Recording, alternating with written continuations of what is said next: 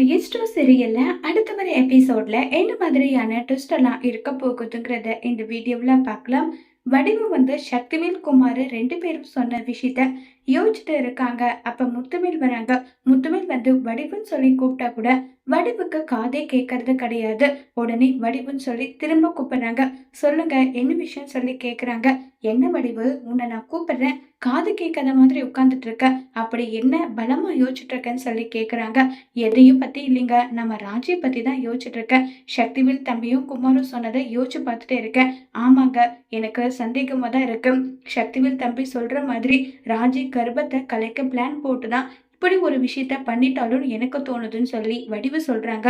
உடனே முத்துவேல், இங்க பாரு, ராஜியை பத்தி நமக்கு தெரியாதா? அதே மாதிரிதான் கதிரை பத்தி எனக்கு நல்லா தெரியும். அவன் ஒரு சின்ன எறும்புக்கு கூட துரோகம் நினைக்காதவன். குழந்தையை கலைக்கிற அளவுக்கெல்லாம் போக மாட்டான். சக்திவேலுக்கு எப்ப பாரு கதிர் மேல இப்படி குறை சொல்றதை தவிர அவனுக்கு வேற வேலை என்ன இருக்கு? ஒரு வேளை குழந்தை உண்டாயிருந்தா கண்டிப்பா அவங்க அந்த குழந்தைய நல்லபடியா வளர்த்துக்கிட்டே ராஜியோட கெரியரை கண்டிப்பா கதிரால மேனேஜ் பண்ண முடியும். அதை விட்டுட்டு கர்ப்பத்தை கலைக்கணும், இதை பண்ணணும், அதை பண்ணணும்னுலாம் எப்பவுமே அவன் நினைக்க மாட்டான். எனக்கு அவனை பத்தி நல்லா தெரியும். இல்லைங்க, நான் அப்படி சொல்ல வரல, என்ன நடந்தது தெரியுமான்னு சொல்லிட்டு கதிர் குழந்தை இப்ப வேணுமான்ற மாதிரி கேட்டது எல்லா விஷயமே சொல்றாங்க. அப்படி வேணும்னா கூட அவன் நினைச்சிருக்கலாம். அவன் அப்படி ஒரு விஷயம் பண்ண மாட்டான். நீ அவனை எப்பயாவது தான் பாக்குற.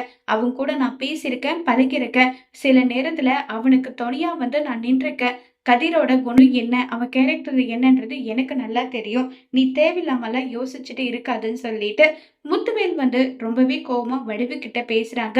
வடிவும் யோசிச்சு பாக்குறாங்க.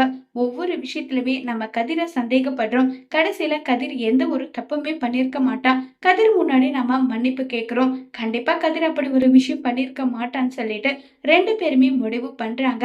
அதையும் மீறி சக்திவேல் உண்மையை கண்டுபிடிக்கிறேன்னு சொல்லி என்ன மாதிரியான உண்மையை கண்டுபிடிச்சு கதிருக்கு எதிராக ஆதாரத்தை காட்ட போறாங்கிறத வரப்போற எபிசோட்ல வெயிட் பண்ணி பார்க்கலாம். தேங்க்யூ.